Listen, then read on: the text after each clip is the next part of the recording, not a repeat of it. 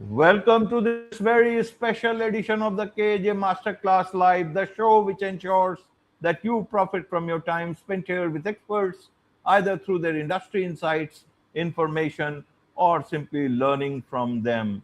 And today we have with us Michael Riso. He has taught golf, survived a rare cancer diagnosis, lost his wife to ALS, has spent years learning how to clear chaos and create calm. And we learn from him a simple framework for simplifying any domain, business, conversation, or sport by cutting what doesn't matter. We learn from him why patience is easier than most think, why he avoids AI when direct talk works better, and how to embrace change without losing your center. Welcome to the show, Michael. Thank you, AJ. Thanks for having me. You are welcome. Welcome to the show, Michael. Welcome to India in this online form. And I'm sure not just in India, but a lot of people across the globe, a lot of business people across the globe will benefit from what we are going to talk right now. We'll talk about how one can simplify business as well as life. So we'll talk about all this and much more. But before that, let's talk a bit about your journey, your background, your story, so that the audience knows who they are listening to. Well, I could tell you a long story, but I won't tell you a long story. I was born in Buffalo, New York, back in 1960, and fell in love with golf when I was 11. So I played in high school, at least junior tournaments. Then I ended up playing college golf at a couple different schools, and I just fell in love with the sport. Well, eventually, I was working in a Marriott, and that led me to meeting somebody who was going to open up a golf shop. So I applied, got hired, worked at that company for a while. And then after some years, something ethically wrong happened. And I immediately knew I didn't want to continue to work there because of that ethically wrong thing. So I opened up my own golf shop, did that for some years, eventually got out of the business 10 years later, moved to Florida, met my wife Nance down here, and then was out of the business for a while, but decided it was in my heart to get back into golf. And I did through a series of different coincidences, which I don't believe are coincidences. It led me to teaching again. And as I was teaching, COVID hit. And everybody, all the other pros at the club, another 3 or 4 pros, all did nothing, zero lessons. I, on the other hand, built that into, within a couple of years, into a six-figure income, which for an independent one person, not relying on anybody from the country club to do that was pretty unusual. And I was teaching lesson after lesson after lesson, and all these guys were like, how do you do that? And I said, well, I didn't stop teaching. I didn't go into fear.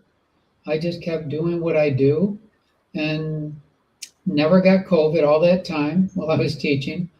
And one of the things I realized, AJ, when I was developing that business, and I'd always known from childhood, was I needed to simplify what I was doing because I wasn't and have never been a big computer guy. I use it, of course, I use my iPhone very well, but I don't use it technologically like most people. So I still am a paper and pencil guy. And I managed to eventually doing Google ads to start learning how to do that. And I'm very good on the phone. So my close rate was very high. And that would bring me, as I started to track it, an ROI of pretty much 10 to 1. And so if I'm, and that was minimum. If I was spending $500, I'd taken 6 or 7,000. If I was spending 750, I'd taken 10 or 12,000. And that number has never changed. So simplifying was a big part of that, and communicating, which I think is lost today, the communicating to people directly. I call people and they say, wow, you called me back. And I go, yeah, isn't that what people do? But apparently they don't. So if you do some of the simple things to all the listeners, and we just simplify down to some of the basics and don't feel like we have to rely only on technology, but develop our people skills, that can go a long way to have you stand out from everybody else.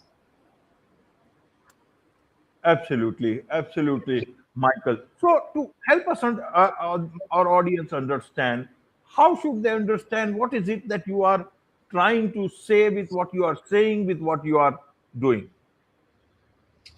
Uh, Clarify that question again, AJ, so I know exactly what you meant.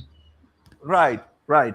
For the audience to understand, how should they understand what is it that you want to tell the people, tell the world? Got that. What I would say to people is first off, you have to start out with who you are as a person. You can't develop any type of business ethically and long term unless you know who you are and what you stand for. Now, there's all kinds of people out there who don't do what they say they're going to do. I had a person who said they were going to call me back about a real estate question, who actually is a client of mine. That was 4 days ago or 5 days ago. Never heard back from them. Somebody else said they were going to follow up. Kind of like, well, maybe I'll get to you in next week. But there's no urgency to connect with me and answer my questions so I can move on to the next thing. That's just a matter of habit that you learn. If you say something to somebody, this would be the biggest thing.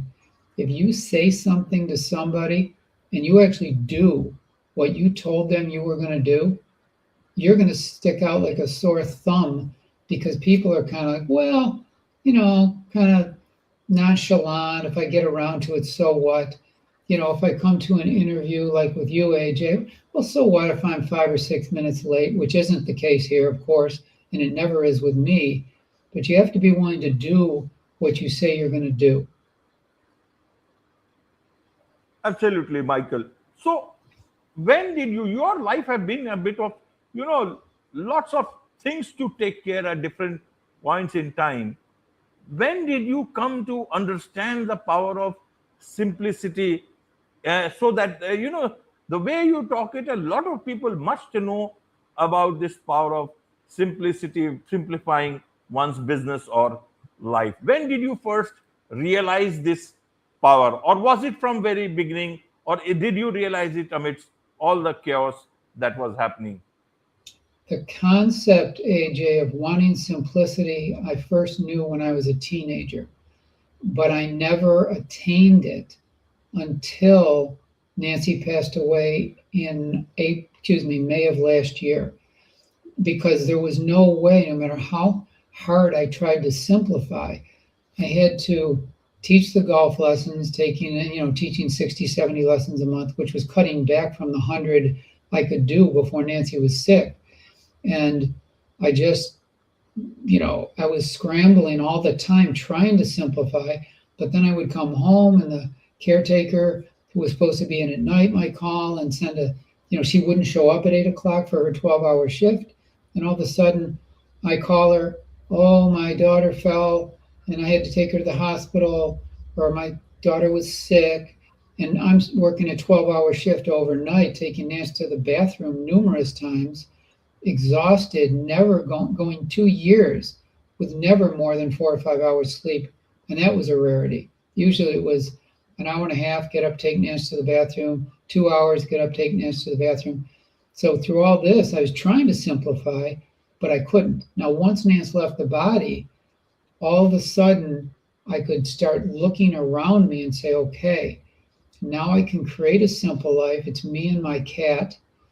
My family is mostly up in Buffalo or up in can't even remember what state, Minnesota. And but then I started thinking, as I simplified, AJ, I said, yeah, but what about the person who has a family? They have a job. They have to be there 50 hours a week. They've taken on karate, and they have kids. They have to coordinate to taking to soccer practice and so on. Well, one of the things I would say to them is you have to see what you can cut out first and foremost. I call it a mind dump. That's something I started doing back when I was in my 20s. And I wrote down on a piece of paper, one item, no more than 3 words. Then the next line, if it was, let's say it was getting my car washed, I put wash car. Let's say it was coordinate meeting, I put meeting tomorrow, but never more than 3 words. And if people start doing that little process, they're going to start seeing what's there that they really need to do and what they can cut out. Until you start cutting out, you can't keep adding and simplify.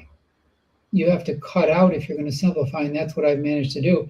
I'm so busy right now, but I know what I'm doing, and I'm not putting in anything that isn't part of my values. Interviewing is part of my values. Writing this book is part of my values. Mentoring people is part of my values. Taking care of my cat is part of my values. Meditating is part of my values. But because I know this, I don't get off track and lose it or ever get anxious about it. Right, right, Michael. Simplicity or simplifying things can you know most likely, if I understand, it happens only when there is a bit of calm around you. In your case, there was a situation when you and your wife both were in the hospital at the same time, and I read about the caregivers and all. So they were also not up to the mark in your particular wife's case, and then you had to manage a lot of things. How did you bring that calm in your life, or did simplifying things happen in despite not the perfect calm that is required in such situations? When that was all happening, I certainly was not at the same emotional state I am and have been for at least a year, where it seems like no, if something happened back then, it's like my plate was so over full that if something else happened, I just would go, ugh. And then I would try to figure out what I needed to do to solve the problem. But I was very good at staying in the present. I wasn't a guy who checked out and went off and started drinking or carousing or doing anything to try to alleviate the strain I was under. I didn't even hit golf balls, other than, when I was teaching golf, I would hit during a lesson, maybe I'd hit 10 balls or 5 balls, but I didn't. Occasionally, I would go to Starbucks. That was my escape. Occasionally, I would go to Starbucks and just try to write and think of nothing or catch up on paperwork. And then I would be there, and half the time the caretaker would call and tell me something was going on. So I couldn't even enjoy that. But nonetheless, we're all going to go through peaks and valleys. When we're trying to simplify, there's nothing you can do more than say, this is what's in front of me, and this is what I have to take care of right now in the present moment. If you try to go into the past or try to go into the future, you're in trouble, because that's not reality. Reality is what's happening right now. And the quickest way to create calm is to say, what do I have to do right now, no matter what's happening? Absolutely, absolutely, Michael. So, for business leaders, especially, when there is so much of chaos around them, business chaos, lots of, nowadays technology, implementation of technology into their companies, at the same time managing people, human beings, can sometimes become a bit too much. That moment, what is your advice or suggestion from your own life? How can business people bring this simplicity or simplification into their processes or into their whole business as such? Well, the first thing I would say is, because the world, our world, I remember hearing that the world is only in our mind. Your world, AJ, and my world, being you're in India, I'm in the US, in Florida, we have different backgrounds, upbringings, cultures, parents, religious beliefs, whatever they are. And we have to go to where people are. If we can become listeners, and it doesn't mean you have to sit there and listen to somebody's drama for hours on end because we have work to do, but you can be present for a couple minutes with somebody who's saying, oh my God, I just found out my father went into the hospital, and so on. And you can have empathy for that person, and that alone will get them to perform better just by hearing them. But if you check out and you ignore them and say, I don't want to deal with this woman or this man's problem, it's going to be a problem. Now you're going to have them call in sick to work and so on and so forth. It doesn't mean you can't. One thing we can't ever do is control anything outside of our decisions. And I always share that with people. If you want to do the best you can in running a business, working in a business, dealing with people, you have to start out with what can I control? And the only thing we control is our decisions, period. I've not had one person who can say to me that there's something outside of that choice that they can control. And when they try to tell me that, I go, not going to happen. I can control getting into my car. I can control turning on the ignition and driving. I can't control if I get sideswiped. I can't control if my car breaks down. I can't control if the sun gets in my eyes and I lose my ability to see for a second. So once you understand that, so much gets easier when you start not trying to control the other people that you can't control. You can communicate with them. You can share, hear, and tell them and set guidelines of here's what's expected, but never believe you're the victim around people. You can choose to be in or out of relationships with people.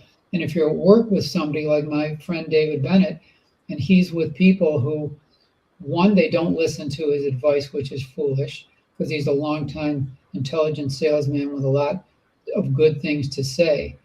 And then there's people that, kind of rub him the wrong way in management, trying to push him to do things. And all he can do is go, okay. You can't fight if there's not two people fighting. So I tell people, don't fight. Absolutely, absolutely. Now let me come to your book, Finding Joy in Daily Living. So firstly, who is your book for? And secondly, uh, you talk about simplicity, simplifying things. I thought that would be the first chapter, but your first chapter is about success. Help us understand why, with success, why not simplicity? Well, believe it or not, I started out with God. And then I said, no, I looked at it and I read it. I said, if I was somebody reading this, even though God is really important, obviously, or we wouldn't be here, I knew intuitively, because I operate very intuitive. I said, take it out. And then I said, I was looking at the success chapter, which is way into the book, like page 200. And I said, there's a story in there that will knock people over when they read it. And I said, this has to be, because Jack Canfield, the author for Chicken Soup for the Soul, who's one of my coaches, he said, you have to have a wow first chapter. They're going to remember your first chapter and your last chapter. So I looked at the success where I asked people, what do you see as success? If you could pick one thing, what do you see as success in your life? And I got a variety of answers. One was success in business. One was success in the relationship. One was that he felt he was a great listener and people could go to him. One was a mom who said, I'm a great mother, even though people kind of shame me as a young person with a child, and so on. But the one story was from a nurse client of mine who actually, believe it or not, I saw day before yesterday. And she was with her partner, Flora, and Flora had bought some golf clubs. And they came to visit. Now, I had met them many times and taught them 4 or 5 times over the years, but I never knew their story or her story. This would be Donna, who's the one who didn't get the golf clubs. But I never knew her story. Well, I put an email out and it said, I'm looking for stories for my book that relate to these subjects. And she said, well, I think I'd like to write it. And when do you need it by? She told me. I told her a week or two. She sent it to me and I cried the whole time. I couldn't believe, well, her success was this. She had her sister unexpectedly die in a car accident. And she was beside herself, her little sister. So she's a nurse. This is the woman, Donna, who's a nurse. And she went to one of the beaches here in Florida near my home, because she lives in the area. And she started to walk out into the water to commit suicide. And she got out to her neck with her feet dangling just above the sand. And some force carried her back to the shore without any effort on her part and said, "You aren't going to kill yourself. You have a lot of people to help."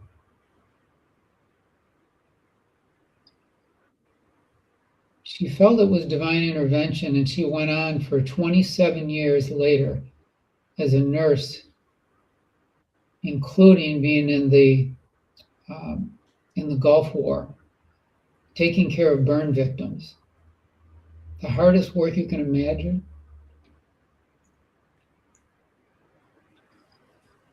Right. And she, Right, Michael. her success was being taking care of all those people all those years. So that's why I put success the first chapter. You have to identify, AJ, and so do I, what we deem success in our own life. And if we do what we feel is successful for us and it brings us calm, it brings us inner peace, I don't care what it is. If you want to be a starving artist, as long as you can survive, that to me is success. And I felt that was why I started with that chapter. Absolutely. Who is this book for, Michael? The book is for, I predominantly feel it's for people that are going to be in their 30s up to their 70s. And it's for people who are saying, I feel like I'm doing either as a younger person or an older person. I'm either doing what I feel I should be doing to be happy and or successful, or I've done, maybe retired people who are older, and I still am missing something, and I don't know what it is. That's who the book is for. 72 chapters with all different and powerful words. A, acceptance. B, bravery. C, compassion. D, discretion. E, encouragement. F, friendship, etc., etc. And they're all one-word chapters that are very powerful in how they can influence people's lives. You don't have to get it all 72 points. Get any one of them, it can change your life. Absolutely. Absolutely, Michael. There is so much to learn about business, about life, and I'm sure a lot of people would want to connect with you, learn more from you, about you, from your book. What's the best way for them to do so? Best way to do that is go to findingjoydaily.com. There's sample chapters people can read there. If you provide your email address, there's a couple perks that you can read. One of them is 31 different fortunes. And I've got fortunes, basically pictures of fortune cookies throughout the book, about 20 or so. But this is 31 different fortunes, kind of one for each day of a month. And it encourages people under different themes within the chapter to see things in maybe a different way than they would. And the other one is 132 quotes from famous people. Some are not famous, some you've never heard of.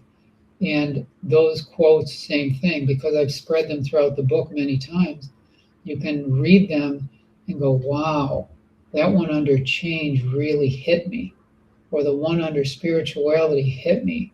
Or women of influence for all the women out there. There's about 20 different quotes from famous women that can impact how you see yourself, including your own self-concept. So you realize you're everything you need to be. You don't need to have anybody else's approval.